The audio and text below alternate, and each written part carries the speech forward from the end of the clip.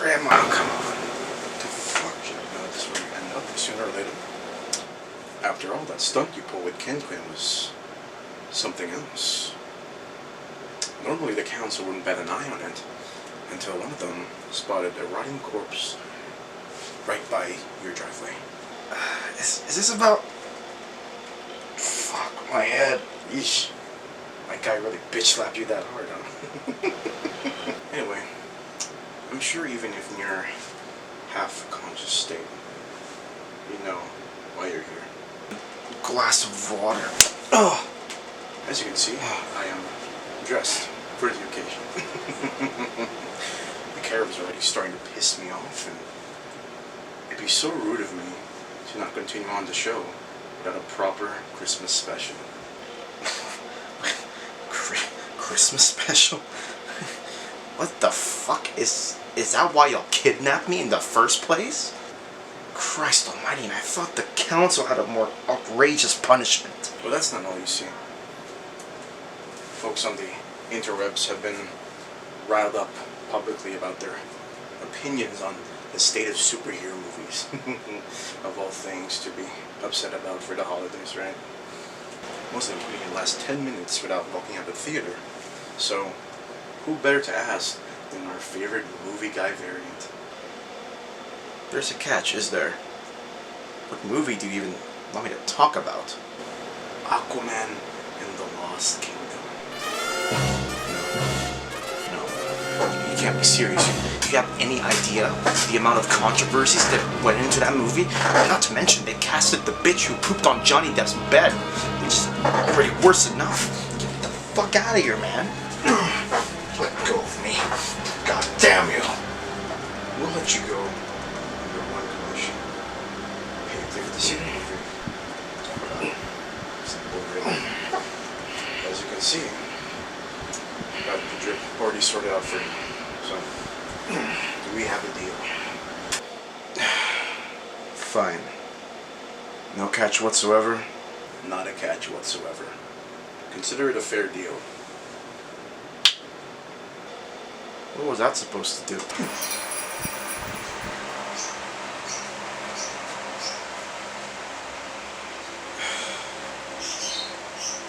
Let's get this over with.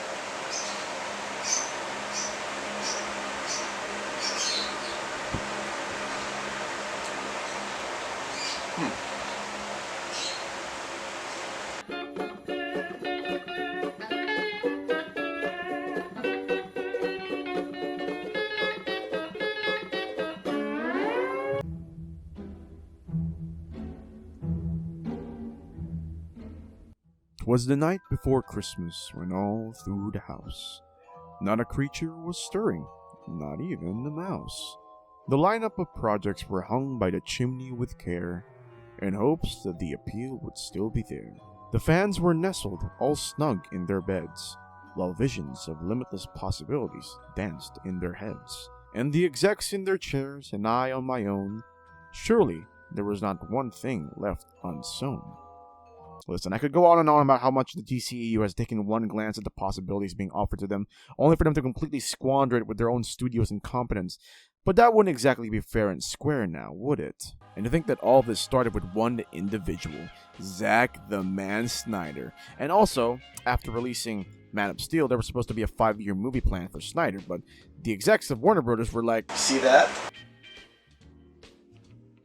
Let's do that. As a result, throughout the years of this supposed expanding world of DC, it didn't take long before that expanding world would be sucked into a fucking tornado of poorly made decisions, a complete lack of direction and identity that could otherwise help build arcs around the characters that the people have come to know and love. It's really not that hard to build up a foundation for your cinematic universe. All it takes is a lot of cohesive storytelling and actually making it your true objective to ensure that the character you are adapting onto the big screen translates well from the comics. I hate to be that kind of guy, but look at the MCU. Before shit went down with them, it all started with one billionaire playboy building a metal suit of armor with scraps in a cave.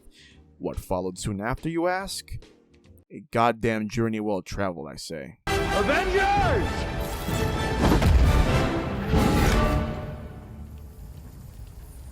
Assemble.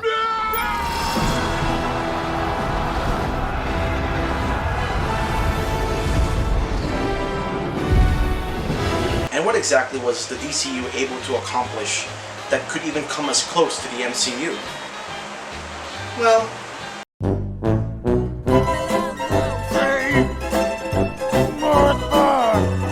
Why did you say that name? Why did you say that name? Why did you say that name? You're gorgeous and fierce and strong and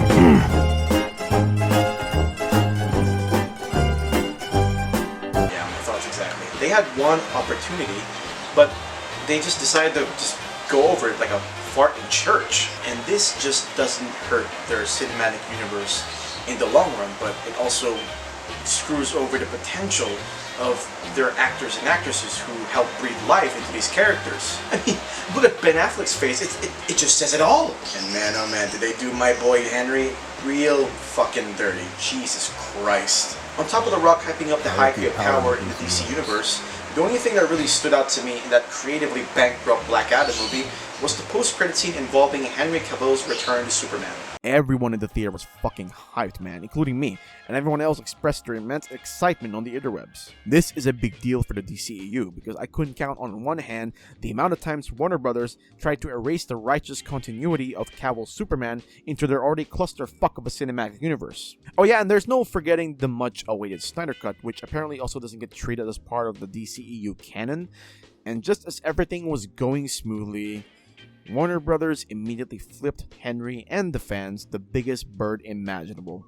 And just like that, Henry was out. And I mean, really out. Like Dunzo. He's not going to be returning as Superman anymore. Yeah, Superman, one of DC's most notable characters, was left out of the equation because the execs couldn't care less about finding common sense, rather replacing it with complete tomfoolery. In short, the franchise turned out to be an absolute disaster, a clusterfuck of immeasurable proportions. It's just really disappointing to see the amount of possibilities left at the studio's proposal, but they just decided to let their ego get in the way of possibly creating a very cohesive cinematic universe that would rival the Marvel Cinematic Universe that everyone would love and enjoy.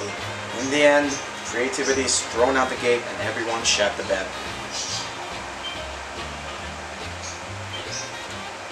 Oh, speaking of shitting in beds,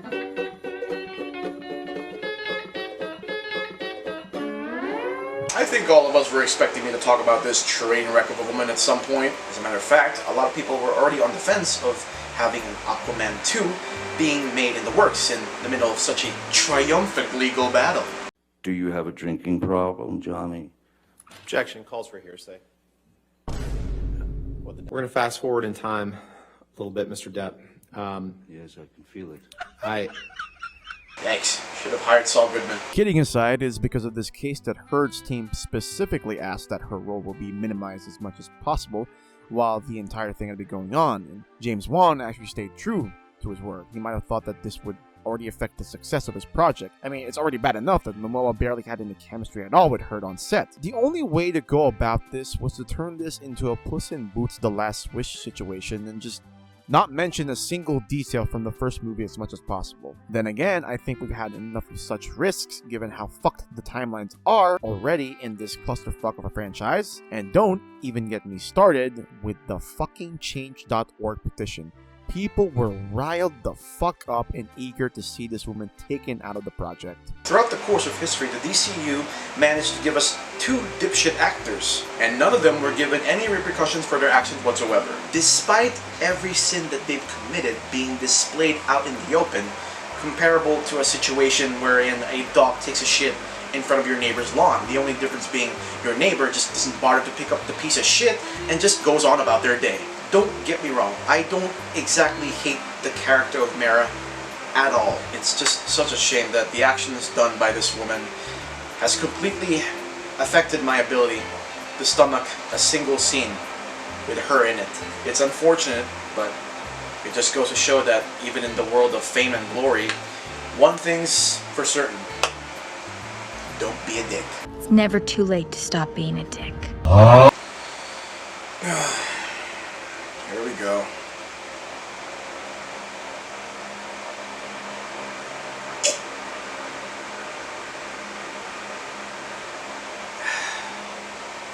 Fuck.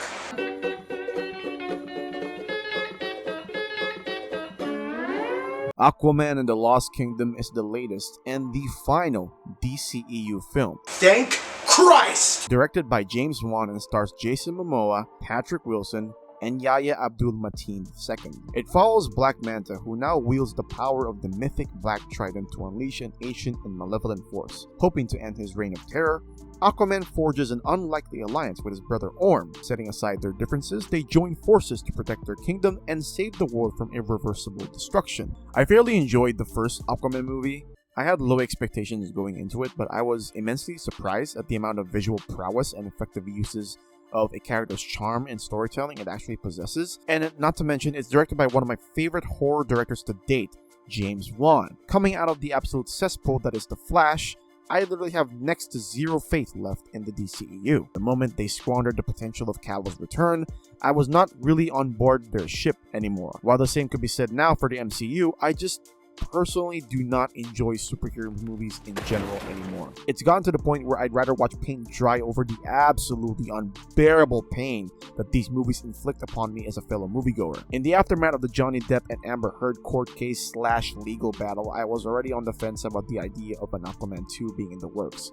But, apparently for Warner Brothers, money speaks louder than words, especially when those words actually contain a substantial amount of evidence pertaining to one of their actors being complete and utter degenerates. But I digress. This is the last DCEU entry. It's the final nail in the coffin. What else could go wrong, right? Oh, brother, this guy stinks! They flung so much shit in the wall despite every single one of them sticking. There is no reasonable explanation or any form of logical reasoning for this movie to exist. It's such a far cry to its predecessor, and the fact that this even got past the writer's room proves my point exactly. No one just bothered to rewatch this whole thing and go, you know what, let's lay the DCU to rest. It's about time anyway. Finding something to enjoy out of Aquaman 2 is like finding the lost treasure of El Dorado. What do you get out of it? Alright. Absolutely fucking nothing, because there's not even worth a damn thing to find in the first place. To start things off, Jason Momoa is arguably one of the most annoying parts of this movie. His personality is basically similar to Taika Waititi's interpretation of Thor, which is kind of hilarious if you think about it, because his personality in this movie is drastically different from his personality in the Justice League. The good one, I mean. For Christ's sake, my coffee from Dunkin' Donuts has way more consistency than whatever the fuck Jason Momoa's cooking in the studio. Always with the constant need to go, yee-hoo! Yee-hoo!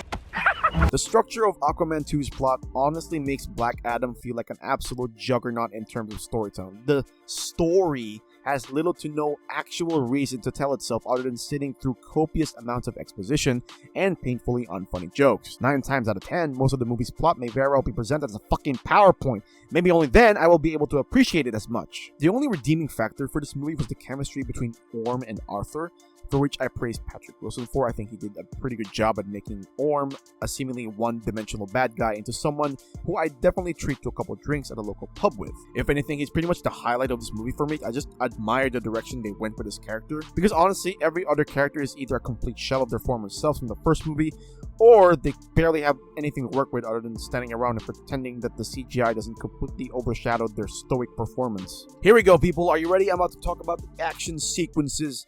If there's anything I absolutely admire about the first Aquaman movie, was that we could actually see what was going on. It was almost as if the cinematographer was having a time of their fucking lives filming them. Couple that with the well-choreographed fight scenes. There was not a hint of single dedication and thought put into the action sequences in The Lost Kingdom. If anything, it felt like at the last minute, someone just decided to kick out the cinematographer because apparently Warner Brothers decided to be a bunch of cheapskates and exclude fun out of the equation. It was at this point that it became abundantly apparent that everyone didn't want to show up to work in this movie. I'm not even sure if I could even call these action sequences, because most of the time I can already predict that one of the main characters will be able to come out of the situation unscathed. It's just pure laziness at its finest, and it's a shame too, given that Black Manta was given the helm of being the main antagonist this time around.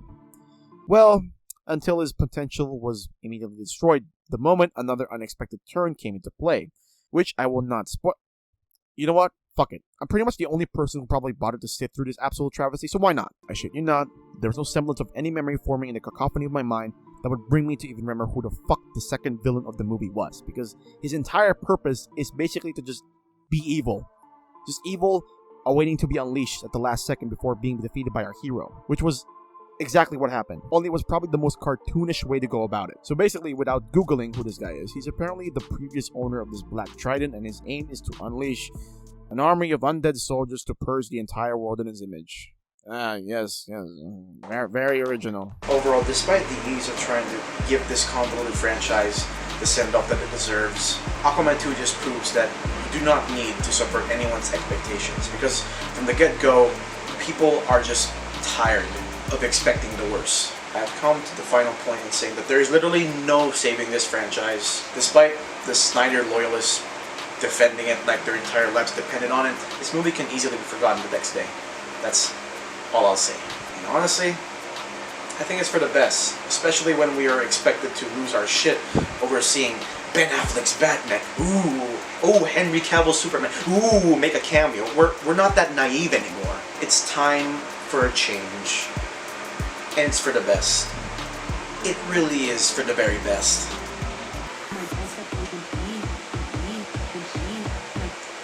Hello? Congratulations, Quinn. See? Consider your debt paid. You are free to go. Wait, for real? Just like that? Were you expecting something else? No. I'm just, there is one question remaining though. Will I get to continue on with my show? How are you feeling? What? Just answer the goddamn A little under the weather? Like you got the case of a sudden migraine? That would be the rat poison I slipped in your hot cocoa.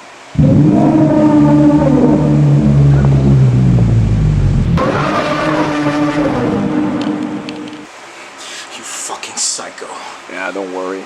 I made sure the council created a concentrated dose so you won't immediately suffer. Well, not now anyway. Let this be a lesson to you, Quinn. Do not fuck with the council. Or the council will gladly bend you over and fuck you themselves. Ayo? Goodbye, Quinn. And have a Merry Christmas.